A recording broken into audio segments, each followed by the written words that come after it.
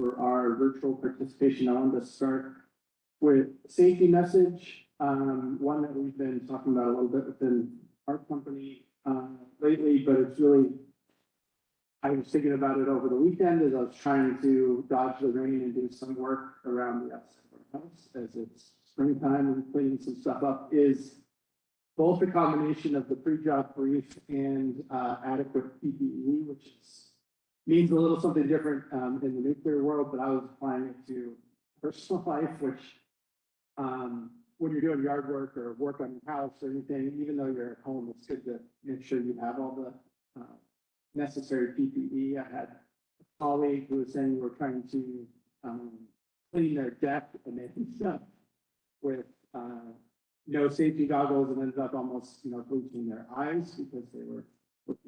It's a good thing to, even though you're going out to do chores or regular tasks in your house, it's good to check. Make sure you have all the supplies and all the PPE before you start any of those jobs. And something I know I take from the nuclear world into at home. And this weekend, I did not adequately do that. I had to make multiple trips back to Home Depot to get additional supplies because I underestimated how much. You can also save yourself time if you actually think about that beforehand. So again, we have a couple of virtual participants. So Scott Koppel from BWXT had let me know he had a emergency contact conflict come up, so he needed to participate virtually. He contacted me virtually to let me know that. Ronnie is also outside of our 60-mile radius, and so from travel constraints is also participating virtually. Mary, just so in the future, if you need to participate virtually, you do need to have notification on what the conflict is, and Ryan can give you more. Okay, so I'm sorry. Yeah, it's a family matter, and I'm in North Carolina. No problem. That I understand. And so for this meeting, I don't think we're going to, other than the meeting minutes, we don't have anything significant that we're voting on. So you can still participate today as kind of the virtual observation, and we'll have some input areas. But if we have to vote on anything, you won't be able to do that today. But I would like a motion to allow Ronnie and Scott to participate virtually. Do I have a motion on that? Andrew Hutton with the motion, second. That's Jeff. Sorry, Jeff Fox. And then we will need to call the roll and vote on that. Ryan, are you going to do the roll call, or do we just need to vote? Okay, I didn't know if we had to call roll. Okay, so all in favor? Any opposed? Okay, great.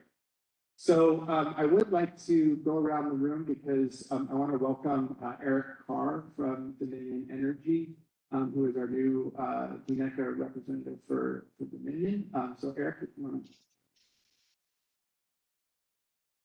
Okay. Yeah, so good morning, everyone. I will just going to introduce myself. I'm Eric Carr, served with Dominion almost a year ago. The bank started. And we were for a while and we went very well. I spent about 12 years of my career with Exxon, being this career as operator at Exxon station in Pennsylvania. For a lot of work at Exxon One Work with the food the first 12 years of my life. After that, I spent 15 years at PSEG. Various roles, including their chief nuclear officer, in New Jersey on their nuclear fleet. Had their careers. I'm glad to be here. For new operations association. Thank you. And why don't we, for Eric's benefit, why don't we go around the room?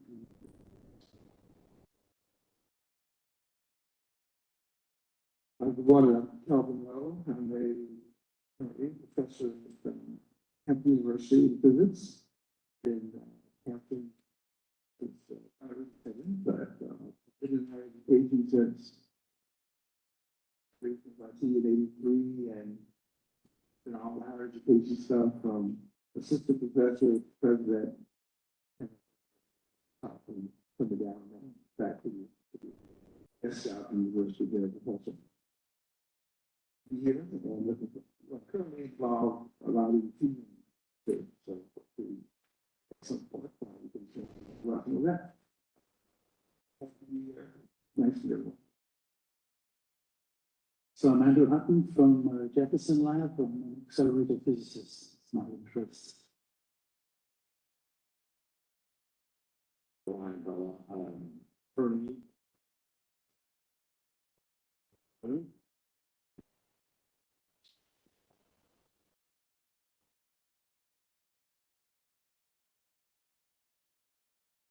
And Tom DePonte with Framatome.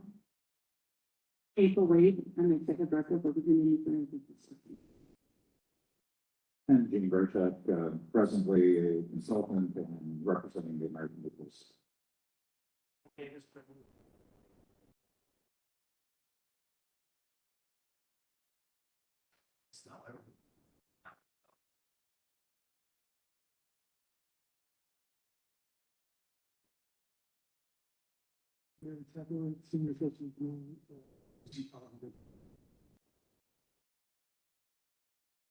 Jeff Fox, Assistant for Research and Media. Scott, do you want to introduce yourself? Sure. Good morning, everyone. Scott Koppel, BWXT. Welcome. And Ronnie? I'm Ronnie Smith, and I'm a private citizen with 40 years in the nuclear industry. Been retired for quite a while, but And have a Mary? great interest in the. Good morning, Mary Newmeyer with Urenco. Great. And David, did you want to introduce yourself as well? Sure, David Essa, and I'm the director of the SCC's Division of Public Utility Regulation, so I'm commission staff. Thank you. Okay, so we'll go ahead and get started. I'm going to turn it over to Director Davis to talk to us a little bit about the green energy bank.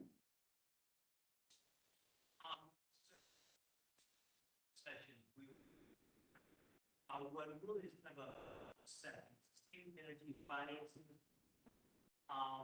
to work with bring down for clean energy innovation. That would include solar to also include nuclear, hydrogen.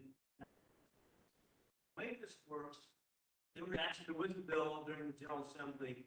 That's the name legislation. That name as well. The final version has a conflict that came usually in dispatch, where it actually allows them to go up to grants, conflicts with Department of Energy, Department of Environment. That being said, we can actually do some stuff regardless of bringing us this money.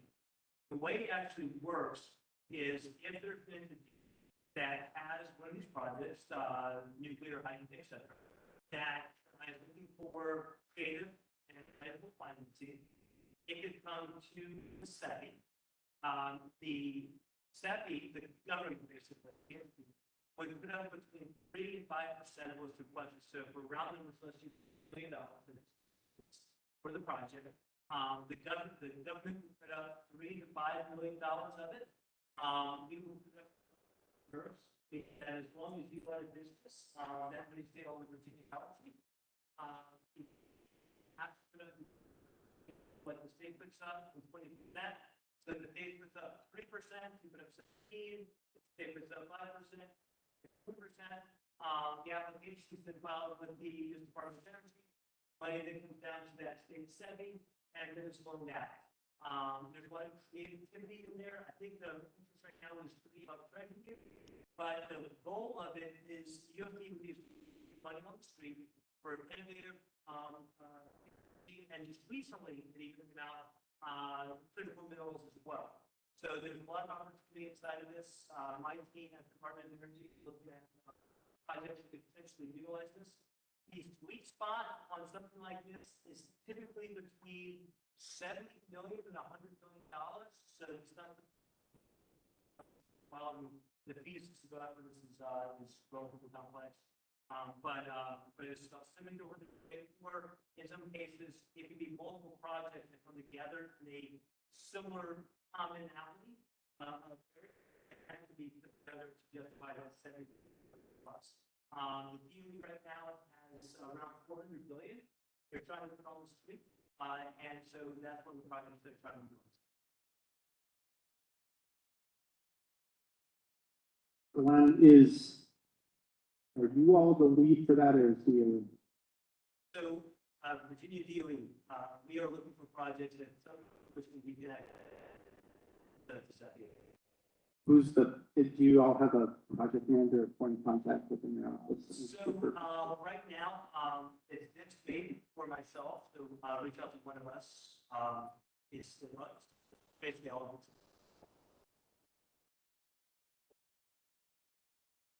This is maybe is the, this is the new, director of the safety.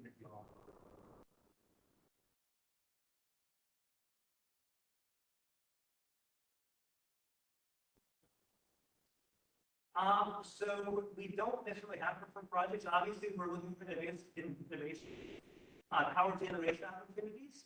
The governor, then all the above energy sector has, we're looking for power generation.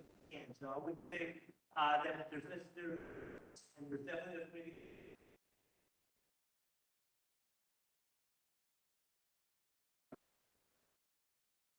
How does this interact with DOE's loan guarantee office? So you're talking about 20% equity, could you then take that and go to LPO with the project as well? so our funding. It does come, okay.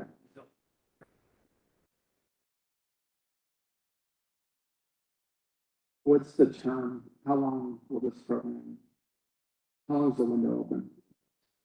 So, we have a bunch of them around, so, you never know kind of on this thing. What's interesting though is the amortization schedule. So we've had a conversation with them on some various projects, and we've had pretty flexible amortization schedules. So once the money's out, obviously the money's out, right? So we can explore scheduling, we can pay amortization, that sort of thing. As far as how old this program will be, how their utilization, don't have to answer that.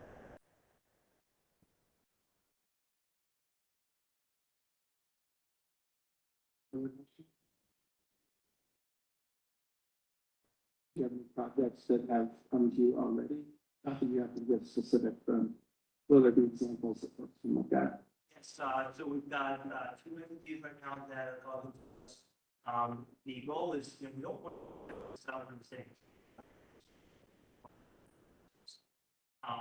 But if there's that first viable project, we will sell this, and we can set up pretty quickly.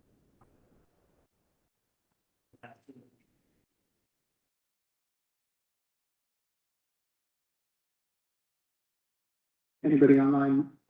Scott, Ron, Mary? Yeah. Oh, Mary, do you have a question? Go ahead. Oh, no, I don't. No, I was going to say it is a little difficult to hear, or at least for me it was. Yeah, same here. So Apologies. Same here. if I'm repeating something, Glenn, you've already said, I apologize.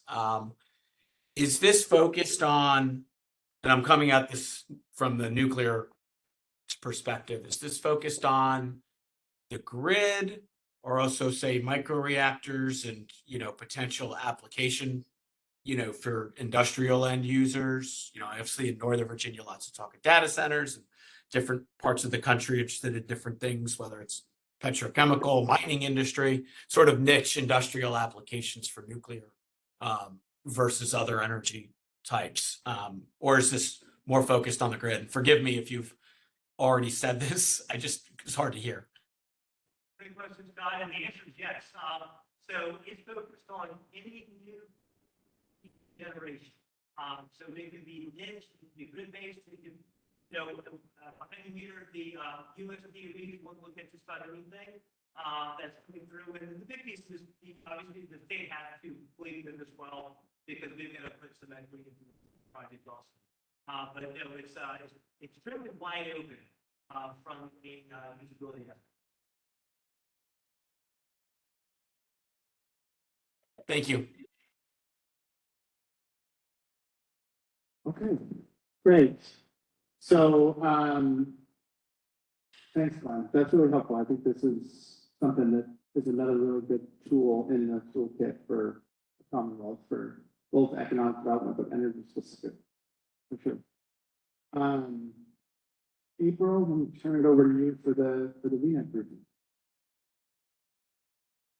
So catch up on the General Assembly, I believe I think you all on some of our activities at our last meeting, but for VNet, our focus was mainly just educating new members. There was, I believe, 30% new elected officials during this legislative session, and so we really took the effort to get to know a lot of them, and then remind them what the legislation that created VNet and VNECA, the importance that it's been to Virginia. And then, so we had a lot of good meetings.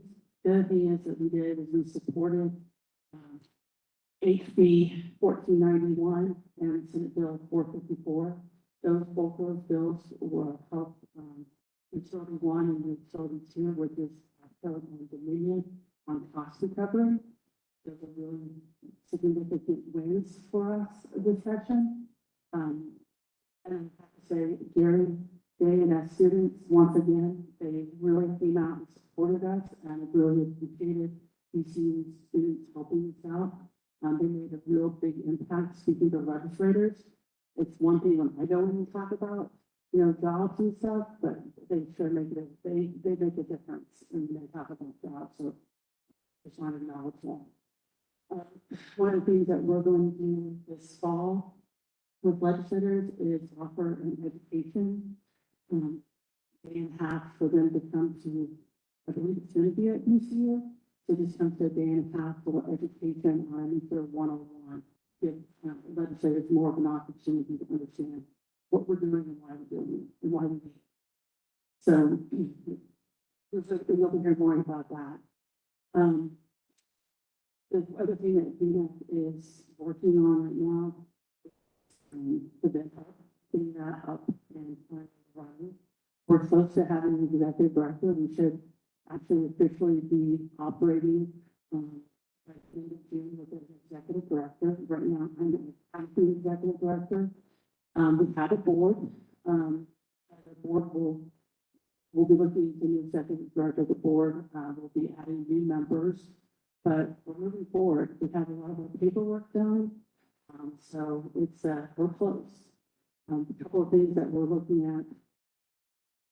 on is putting together the Natural Science Foundation engine, looking at putting 11 cents for that. And also a couple other projects that are up and running. We've talked about a research reactor for a long time. So hopefully, we'll see that moving forward at some point. On the strategic plan, I know Ryan sent that out to everybody. And when we're back here, need to update that already. But last time we did it was during COVID in 2020. This is legislation that was passed in 2020, and that we have to do it every 4 years to provide the state a strategic plan. This is a great outline. It's helped us get where we are today. We definitely need it to help us go further. I think a lot of things have changed in the last 4 years, but I could definitely use everyone's input. I'll put a Google form together, Brian, so we can send that out to the membership, and you all can supply any feedback you want to. But also, we'll be holding a couple meetings. This year in August, we will then do a summit. We'll do it with the ADP. They will be providing an economic development presentation on the value proposition that they put together for the nuclear industry with industry. And then also that summit will go through the strategic plan and evaluate what we need to have there. And I'll probably have another meeting in Lynchburg as well. So those are a couple of things that we have going on. I'm also looking at trying to put together an education series with communities and decision makers. That's still being worked out, but that'll start sometime this fall. So, everything. Does anybody have any questions?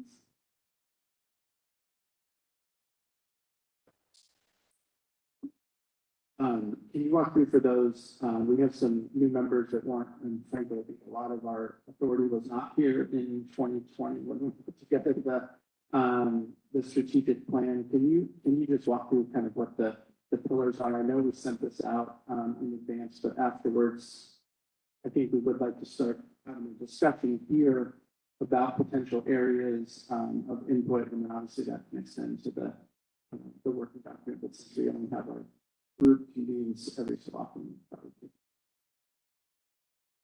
Yeah, we have 4 buckets: workforce, advanced technology, innovation.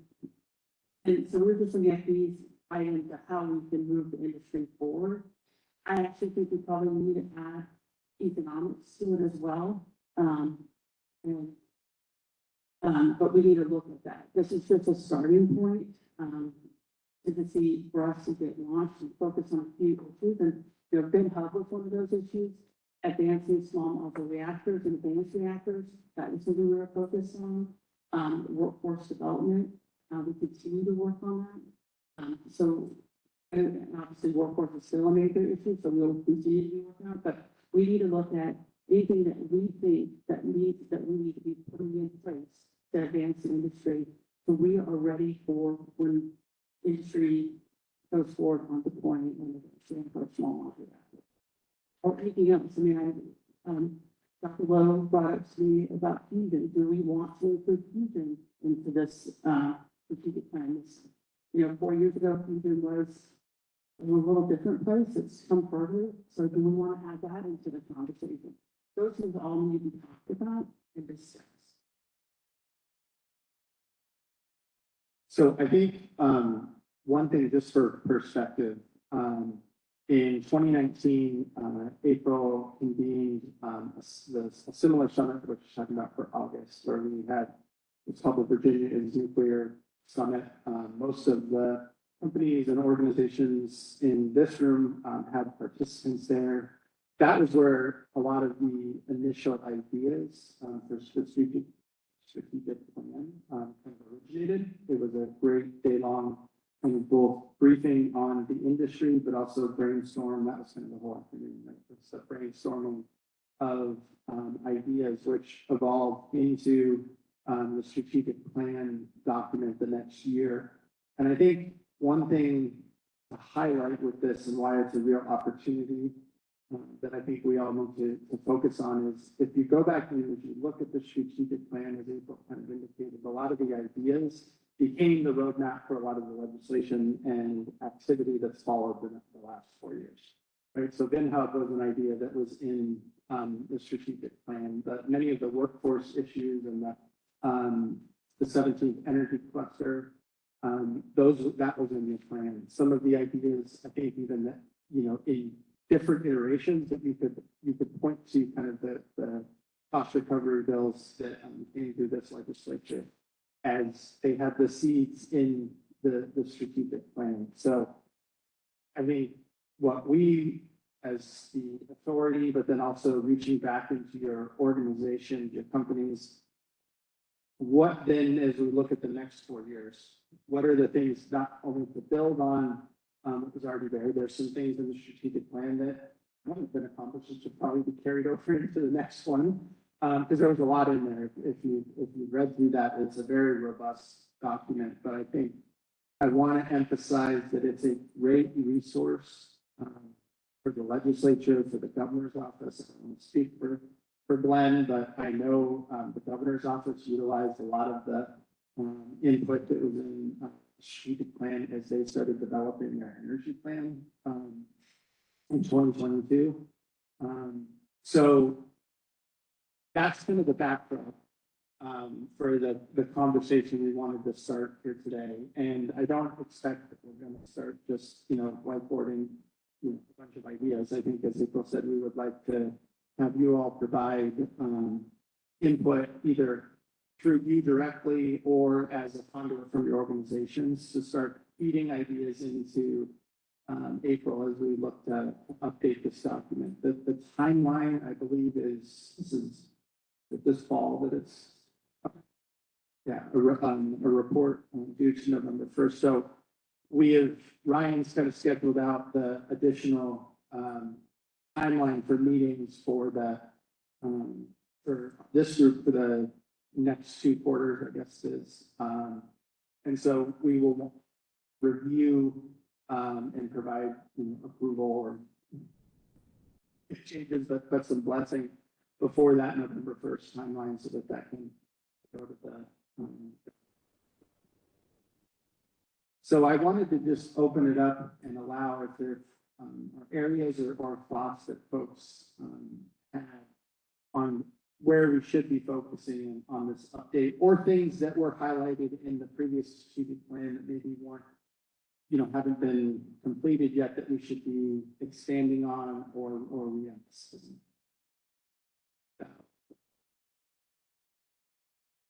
And one thing to add, just remember, this is, when we look at the strategic plan, we look at the long game, we need the short wave that we need to get to for the long game. And that is the deployment of advanced reactors in more power. So that's what we need to look at. And we also need to look at what we need to do with workforce and research to get us where we need to go here in Virginia to get more people into the workforce. And that's it. One of the programs on the side that we're trying to work with ANS is getting their K-12 education. It's a free opportunity in some of the school districts, so you'll see us doing that. But what else can we do to attract students into this industry? You mentioned research reactor. Specifics on that, there's nothing with location. I have no specifics yet. It's just, something I think that with FinHub, if we have a real opportunity to keep that into this second and also start really focusing on that opportunity. It's one, I think it's that one piece in the circle that we have here within the it's missing is that research reactor. But I think, we'll have the ability to FinHub to explore that more. Right.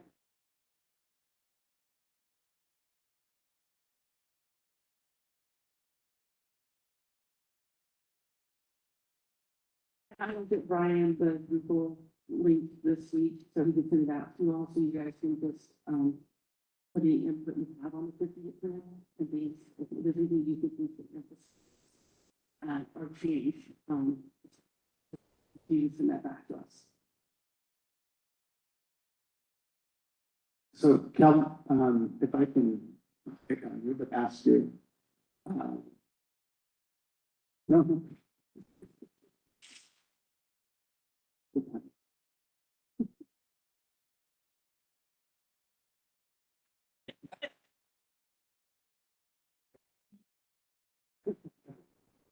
So I think that two things. One is, I know we talked a little bit about our first virtual meeting, but I think it would be helpful, and I'll work with you on this for our meetings, to maybe have a speaker on fusion.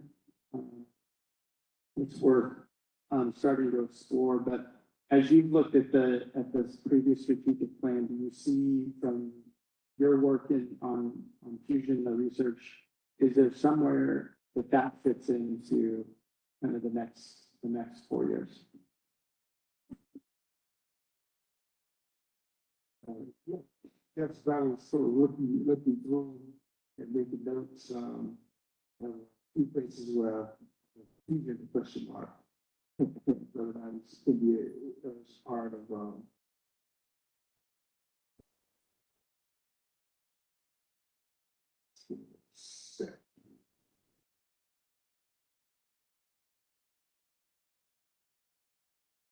So, just looking at the guiding principles for 4 areas, so since you talked about developing nuclear workforce. So she did a form of nuclear energy. Now the form was actually producing electricity yet, but it's else. So, the workforce fit into that. We are actually having a conference in at possibly is the technology that's using workforce. And we have for some that was actually going to be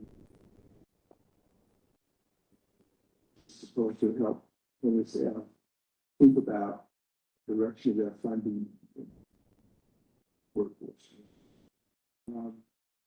Questions also about what is the energy fit into the sector, right? From the carbon free, so kind of first pillar there. That's generating about is buying interest, a lot of investment in nuclear. Even at this point, it's kind of like the early days of Google and Facebook and all that stuff, lots of money. To keep people on it. So that really comes out.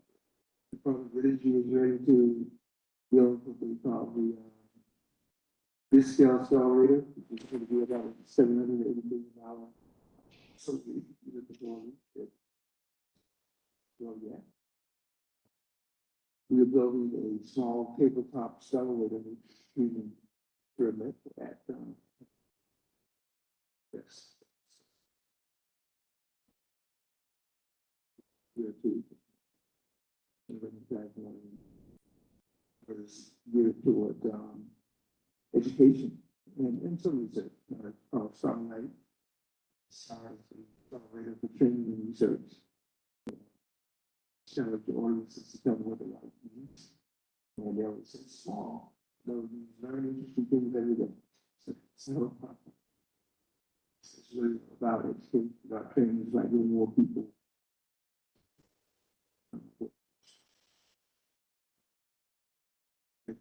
You bigger, not just the feeling, but also the aspects. So I'll help you put together a speaker. Yeah.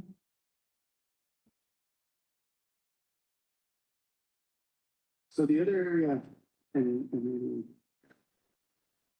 for you on this as well, is obviously the demand landscape is quite different now than it was 4 years ago. And the user base has grown exponentially for if you look at projections for electricity demand over the next, even this 5 years. And so I do wonder if we consider how does that, play into some of, especially the pillar, kind of the role within the system, but also in our planning from a nuclear specific standpoint, how that and whether we want to consider anything in the strategic plan that's directly forward. I'd have to I'll take a look at the strategic plan a little more closely, kind of see what things we've been working on. I will say, just from an industry standpoint, current economy, we don't know. But the major the major orders that is the industry pressure go button around this this first the kind of technology for for advanced reactors. But I think when there's a number of initiatives in play, open in a lot of it, a lot of work going on by CEOs. Align on what we're looking for to help the industry with those key enablers. Work with the regulator and do rescue and with the licensing process would actually take the financial aspect of it are huge. And then the other part from the state and local a lot of just creative solutions to what I'm thinking. Large, large entities that are bringing a lot of, well, looking forward, well, using that, kind of, in the thing, you know, what's their role in this? Good partner with us and or other utilities around looking for some good solutions to kind of. A lot of those things are in play right now. But we have teams working on all of that. And, but the things that we're talking about here, we get past those the hurdles that we have in front of us that are all in play or not. What about what's the work and for that. What's the grade of organization that will we're not intending to go work for today, so let's look like down the road if we go between.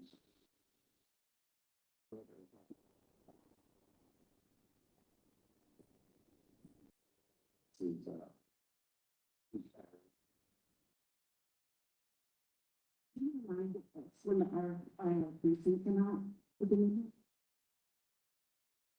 I would have to, I don't, Maybe sometime in October. it's It's October. So I think that should be awesome to have it because some data points that you or strengthen that you need. it's, look at this all October and November. Yeah, I think, well, so one other question I guess I have side is, so if I remember back to 2019 when we had this summit, it was mostly the organizations around this table plus, you know, it's the NEI and USNSC representatives, some of the labor unions and some other, you know, kind of supplier companies. Other than Dominion and APCO, there weren't any other utilities, which makes sense in Virginia. There weren't large users either. So I guess that warrants a question of, does it make sense from your perspective to have some of these, whether it be the data center companies or some of the other large industrial users at the table for this part of this discussion? We're having a lot of those discussions at the meeting right now. It's a brand new thought. There hasn't been a lot of action on it yet, so I think it is fairly in its infancy around. And how do we get them to the table, and how do we also make sure they all see the challenges that we're facing, so they can be part of the solution as opposed to, you know, it's a good problem to have, right? You have 5% demand, good problem to have. Who they're bringing to it. There's a lot of that discussion happening now, and things working along those lines to bring those folks together and bring them to the table and educating them. Here's the good problem that we're all talking about. That we need to get is real and what role can you play.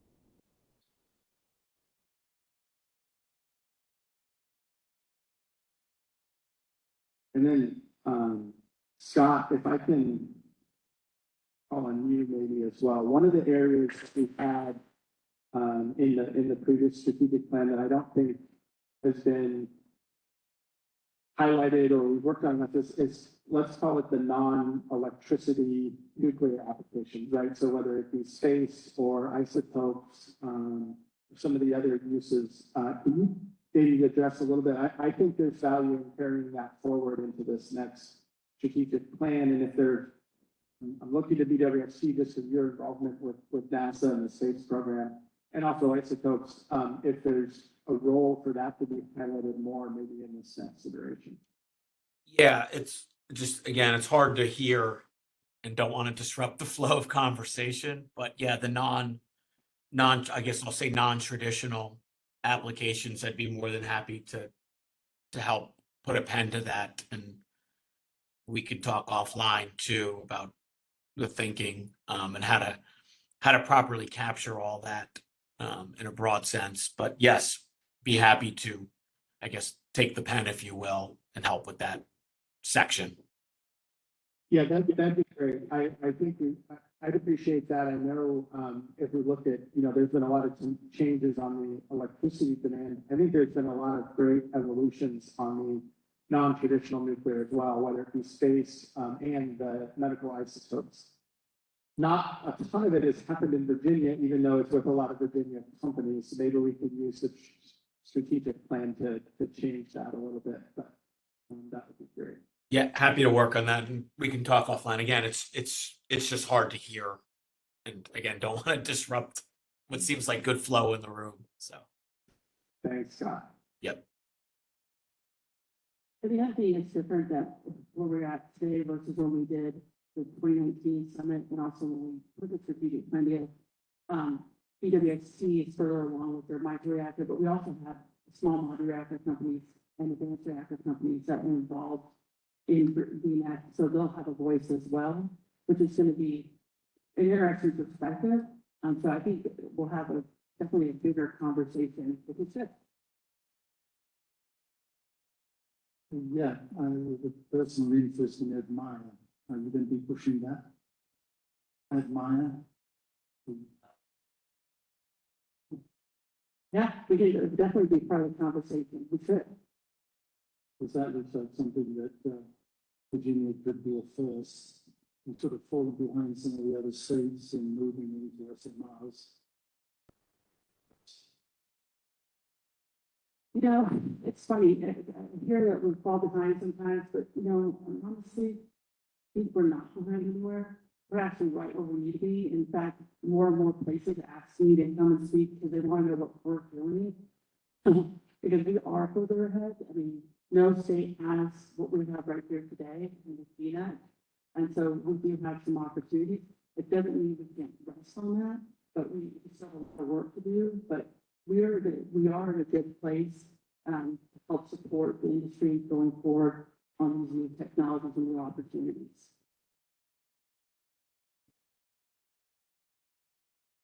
And looking at these strategic planning goals, one of the things a lot of here can be recognized possible. Always a fear factor about keeping the ways, so forth. Could there be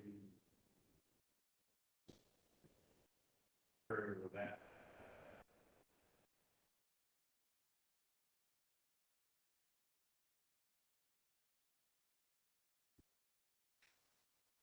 Well, so I think it's a very good question. I think the one thing we try to do with the strategic plan is to, so think of it in terms of 4-year plan, right? So that's always the context that we're working in. So whether it's setting the stage for what comes beyond that, I think is important, and addressing any of the issues. I don't think we should necessarily shy away from that. We also just want to keep it, I think, focused on what is the direct goals to achieve, in that 4-year plan. I agree, but I also think we gotta look at what we can control and what we can't. We can educate, but we do need to focus on that and how we more information out there and how we do that. That's part of the thing I was talking about earlier about the legislators and the decision makers and communities and getting them educated on the industry. It's very important. I think we have to focus on that, but we have to really focus on what we can control and the consequences that we could be, but it definitely needs to be a part.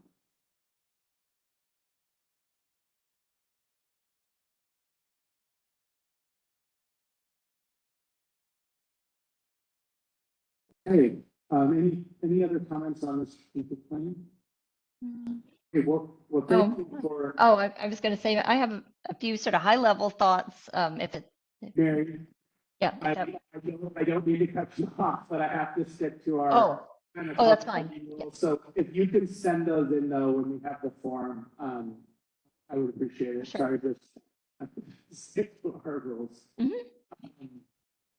So again, April will, through Ryan, send out, the start of kind of a Google Doc that we can have some of these, ideas start filtering in. We will look for, the summit, in August and potentially the other meeting in Lynchburg, to have some of these organizations participate. One thing I will ask, and I know April will reiterate this, because this is how I handled it last time.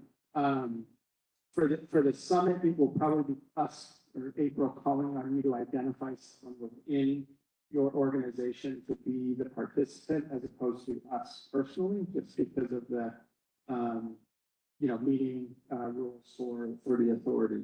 So just keep in mind, start maybe identifying who that participant might be now. So it's easier when that invitation does come. Is there a date for that summit? Not yet. Okay. So the next thing is, you all have a copy of the meeting minutes from last meeting. If we can go ahead and take a look at those, we'll take a few minutes. If you have any comments, changes that we missed, we can address those. And then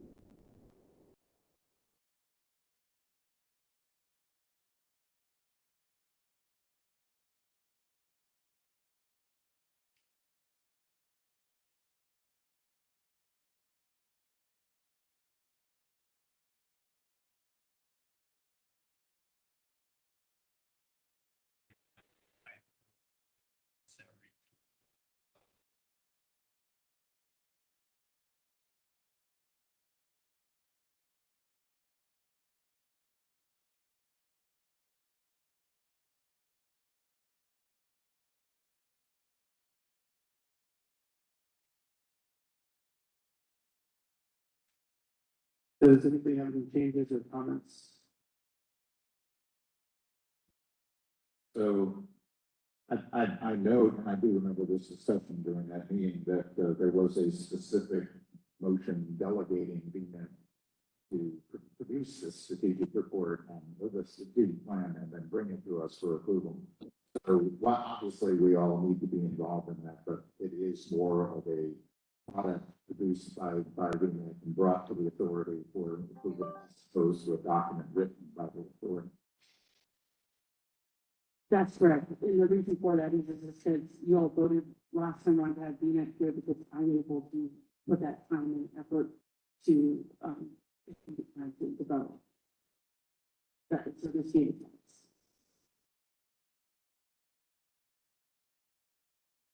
Yeah, and that's if you see the minutes, that's the fourth bullet down. So we will look at it from a review standpoint. And if we usually vote on attaching a letter of support or something like that, but we'll address that in the fall. Any other comments or changes? Do I have a motion to approve? Okay. Second? Second from Calvin. In favor? Great.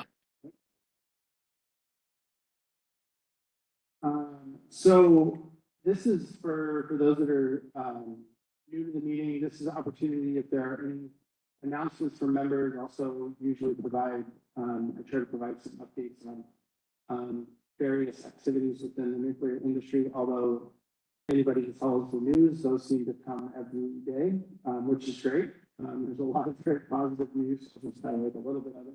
But also, if there are member updates, if there's anything specific to your company or organization or upcoming conferences or meetings that you want to highlight for the members, this is the time to do it. So I wanted to touch on just really two things. One from kind of a federal legislation standpoint. There has continued to be a very strong votes of support within Congress for nuclear issues since our last meeting. That's highlighted really in two areas. One was the approval of an extension of the Price-Anderson Act for 40 years. So that happened back in April. And it was interesting because there's really no objection to extending the nuclear risk insurance provisions. It was really a matter of for how long. And interestingly enough, the 40-year versus the 20-year was what actually carried the day. So that's a strong recognition of the key part in kind of the nuclear future that plays. So that goes through, I think it's 2056. No, 2066, excuse me. I believe is when Price Anderson is now extended through. Then the other thing that's happened, this just happened last week, which was the Senate finally approved HR 1042, which is a ban on the import of Russian uranium, which is something that passed the House earlier by unanimous consent, which is no objections, and has been just passed through the Senate in a similar fashion. It's important both from a geopolitical standpoint, but it also opens up the $2.72 billion in nuclear fuel cycle funding that was approved in the fiscal year 2024 appropriations bill. So that will go towards both conversion and enrichments in the LWR or LEU market, as well as increasing funding for high-assay low-enriched uranium programs at the Department of Energy, which is to provide fuel for advanced reactors. So again, a lot of strong support in Congress. I know Mary and Scott see each other up on the Hill quite often. It's not a matter of really yes or no on nuclear. It's a matter of what they need to do and how they can fit it into the current funding and just constraints of Congress in general. It being an election year, there are not a whole lot of legislative vehicles that get across the line, so it's always good when nuclear can find something to move on and get those priorities passed. The other thing I wanted to highlight, because I think it's really interesting to our conversation that we were having earlier, was if you haven't seen Google, Microsoft, and Nucor made an announcement a little over a month ago now, just a month and a half ago, that they were actually coming together to aggregate their demand to try to drive kind of first mover advanced clean energy projects, including nuclear. And if you look at the characteristics they're looking for, nuclear really checks all of their boxes. And so it's really kind of a private consortium trying to use their need for both clean generation, but also clean and firm generation to drive investment, hopefully help with some of the risk mitigation that Eric was talking about for those first of a kind projects. So if you haven't seen that announcement, they're running, I think the RFI is pretty close for that. They've got a very aggressive timeline, but it's very interesting. Just Google, Microsoft, Google, and Nucor, and you'll find out. And I know it's only two, but one more. Friday was Dr. Katie Huff's last day at DOE. I'm not sure if everybody saw that she's going back to the University of Illinois, where she came from, but I did want to take a moment. I think she's done a ton for the department, and I know she's spoken with this group during her tenure, has participated in multiple kind of VNEC and Virginia events. So I just wanted to kind of recognize the contributions that she made before this group, because I think she did a phenomenal job. And after 3 years, she well deserved her return back to Illinois. And hopefully, they'll be the site of one of the first research microreactors built. So, anyway, with that, I will open it up if there are any other updates from members specific to their organizations that they wanted to mention. Just like to add one thing on the federal side, Senator Warner and Senator Rich, they're developing a advanced reactor caucus that they just established, so it's something to watch for Senator Warner to take that leadership. It's really a big step for Virginia. Thank you. I actually talked with Senator Warner's staff about having, once they get that up and running, it was just announced a couple weeks ago. So once that's fully up and running, having someone come and just brief this organization on what all they're doing, and I think they'll be fine. Others?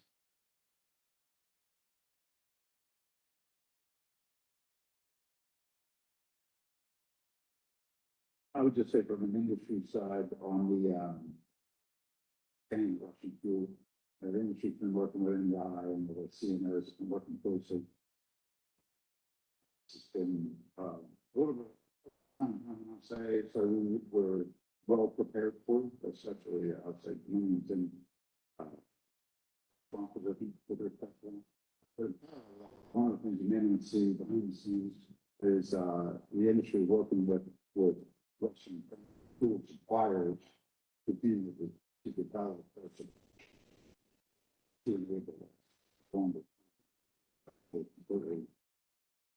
Russian including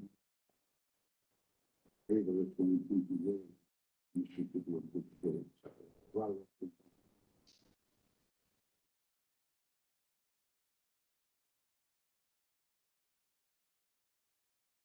Okay, so you should have seen Google polls from Ryan for, I believe, both the Q3 and Q4 meetings. So if you haven't filled that out already, maybe we can send both of them out again, just so we have that. But please fill those out so we can get those on the calendar, get spaces reserved. Is there any other comments? I will. Oh, Ryan, always doing that access to the list. They're not there, so we need to make sure that.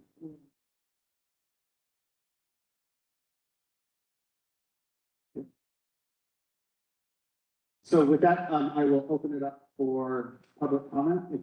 Is there anyone, if you're on the phone or on the virtual and would like to make comment, can you please raise your hand?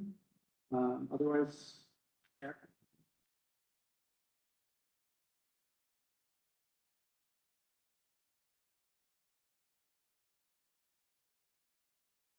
Hello, my name is Erica Gray. I've come to these meetings for years, also attending NRC meetings. Very aware of a lot of things that are going on as a basic citizen, simply because I've got a screenshot. I'd like to mention that during General Assembly, obviously, Wall Street has done good by going out and trying to educate a lot of the new people there. But I think it was missed was not really talking about the not just the pros, but the cons moving forward with more nuclear. This group has stated in previous meetings that it wants Virginia to be the ground, testing ground for small modular nuclear. It's also stated that it wants to open or rescind our ban on uranium. And it's also stated another time that it has stated, potential recycling of the nation's nuclear, high-level nuclear waste in Virginia, possibly in Southwest Virginia.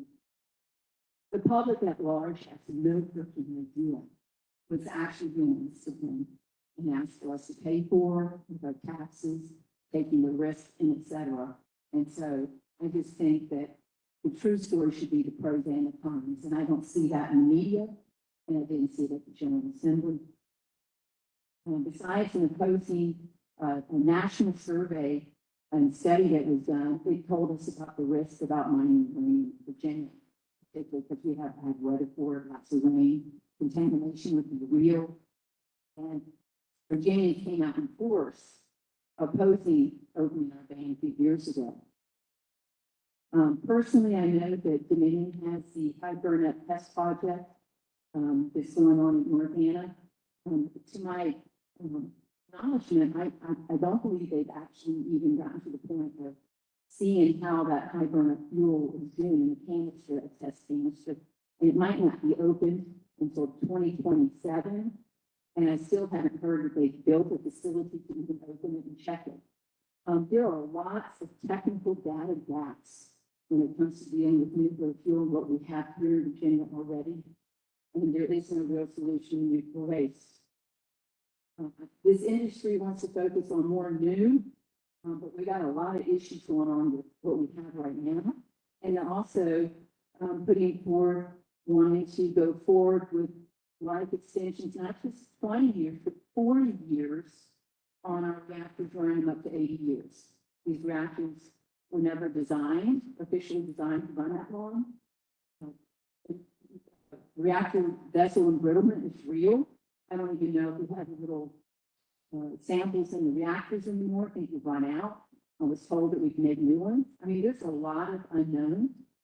So I'm concerned that we're so focused on the new that I'm not really sure how much we're going to be doing to keep what we have going safe. And because there's miles and miles of underground piping, electrical wiring, et cetera. So we'll see, because obviously we're going through the motions right now. North Anna, it's really one of those things where they want to go on a generic basis for renewal. It's in Virginia seismic zone, and both reactors were knocked offline from our 5.8 earthquake in 2011, 6 months after Fukushima. They should really have us pause and think, what are we really doing up there, and how can we secure what we have? Because that waste is going to sit there for a long time. So the other issue that we don't even know how much Virginians are going to be paying for these renewals as well, and how much to refurbish these plants. I haven't seen any numbers anywhere, and I'm looking for them. Just like with our NRC inspector Gregory Kroon that pleaded guilty for falsifying safety reports back in 2020. Haven't seen exactly what ended up happening with him. It seems like the media doesn't really report on a lot of the issues that for me would be important. As it goes for using the word nuclear clean energy, it's not emissions free. We already know this.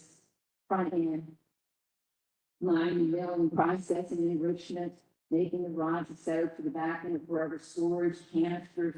I mean, has anyone come up with the costs and the emissions of doing all that? And how do you do a cost factor or emissions factor on forever storage? I'm not really sure how that's done.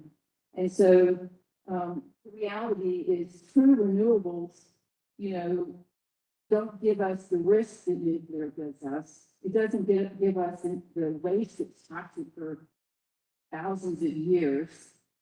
And so, I think in itself, it's really not a renewable energy. So I don't know how it's getting mixed up with clean energy.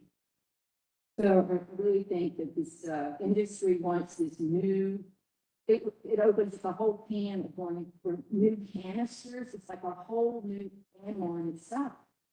Where does it stop? Because the nuclear industry from its inception said that we're going to find some solution to the waste. It was over 40 years ago. Still no solution. And I sure hope that this group here is not going to be promoting uranium mining in Virginia. It would be disastrous for our water and for the public at large. So I've always said over and over, we need to secure what we have here now. And since we have no solution for what we have now, why are we moving forward with new? That's even more risky because there's a lot of unknowns in that too. So I'm just saying that the public should be told of both the pros and the cons of moving, but y'all are promoters, so I don't think the other part of that's going to come in. So, thank you.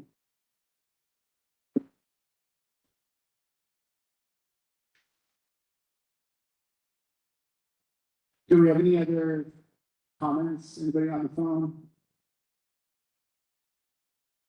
Okay. I just want to clarify something, Erica. I always appreciate your feedback with these meetings. I just want to clarify one thing. I'm not in support of uranium mining. The state has a moratorium on that, and we accept that moratorium.